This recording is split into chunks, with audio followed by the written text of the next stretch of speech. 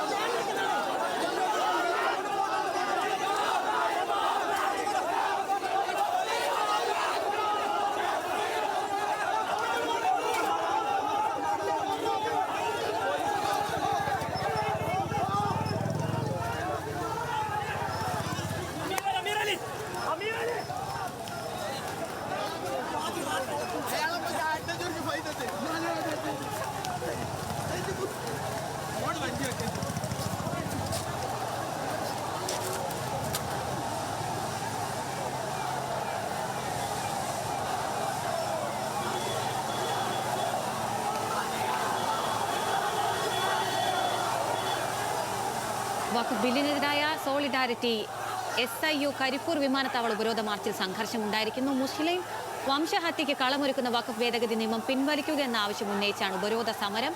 അതിനിടെയാണ് സംഘർഷമുണ്ടായിരിക്കുന്നത്. രമ്യദാസ് ചേരുന്നു. രമ്യ, എന്തൊക്കെയാണ് നിലവിലെ അവസ്ഥ?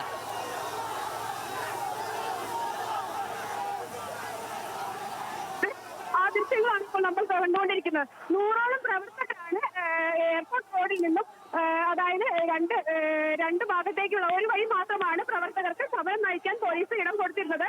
എന്നാൽ എയർപോർട്ടിന്റെ സമീപത്തോടെ റോഡിന്റെ മറുവശത്തേക്ക് പ്രവർത്തകർ തുടർന്നു. ഇതോടെ ഉണ്ടായത് ആദ്യം പോലീസ് ലാത്തി വീശിയിരുന്നു. തുടർന്ന് പോലീസും പ്രവർത്തകരും തമ്മിൽ വലിയ തോതിലുള്ള സംഘർഷമാണ്.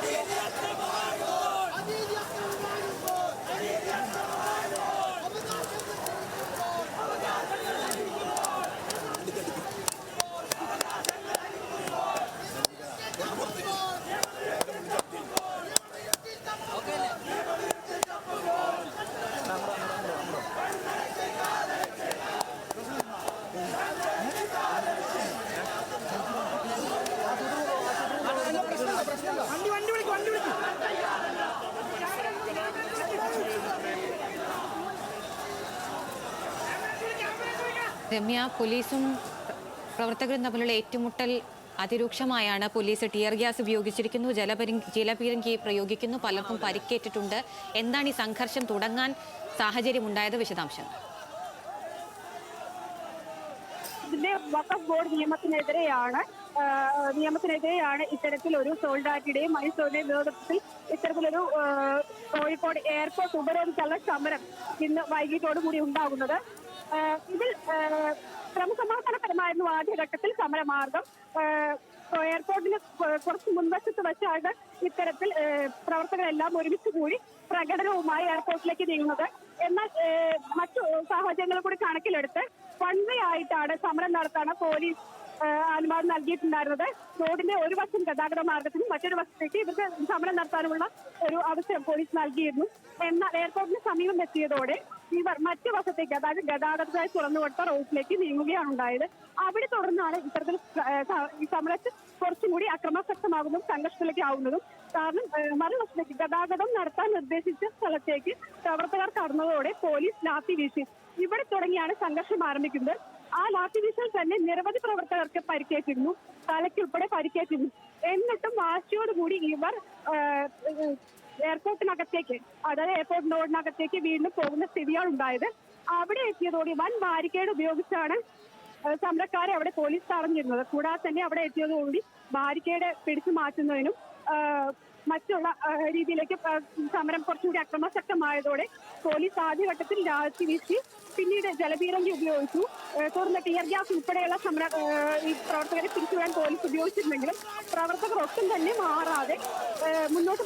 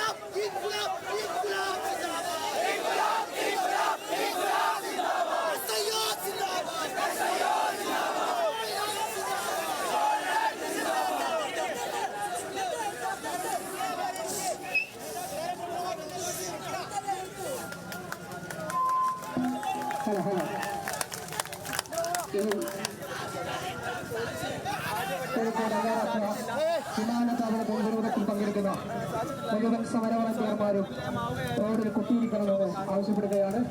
നേതാക്കളുടെ നിർദ്ദേശം പാലിച്ചുകൊണ്ട് ആളുകൾ റോഡിലിരിക്കണമെന്ന് കരിപ്പൂർ വിമാനത്താവളത്തിലേക്ക് സോളിഡാരിറ്റിയുടെ നേതൃത്വത്തിൽ നടത്തിയ മാർച്ചിലാണ് സംഘർഷമുണ്ടായത്.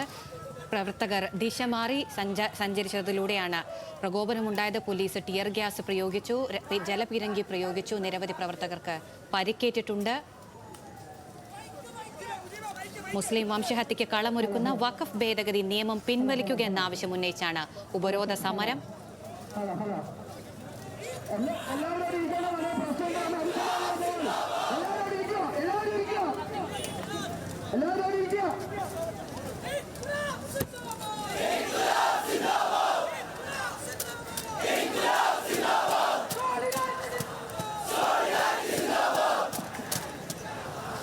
എല്ലാവരും ഇരിക്കുക, എല്ലാവരും ഇരിക്കുക.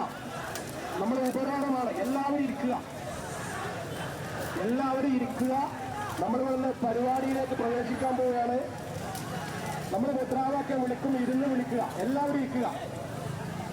നമുക്ക് ധാരാളം വലിയ വഖഫ് നിയമത്തിനെതിരെ സോളിഡാരിറ്റി സംഘടിപ്പിച്ച പ്രതിഷേധമാണ് കണ്ടത്. പ്രതിഷേധത്തിൽ മാർച്ചിൽ സംഘർഷമുണ്ടായി. പോലീസ് ഇടപെട്ട് ജലപീരങ്കി പ്രയോഗിച്ചു, കണ്ണീർ വാതകം പ്രയോഗിച്ചിട്ടുണ്ട്. നിരവധി പേർക്ക് പരിക്കേറ്റിട്ടുണ്ട്. മാർച്ച് അവിടെ പുരോഗമിക്കുകയാണ്. രമ്യയാണ് വിവരങ്ങൾ നൽകിയത്.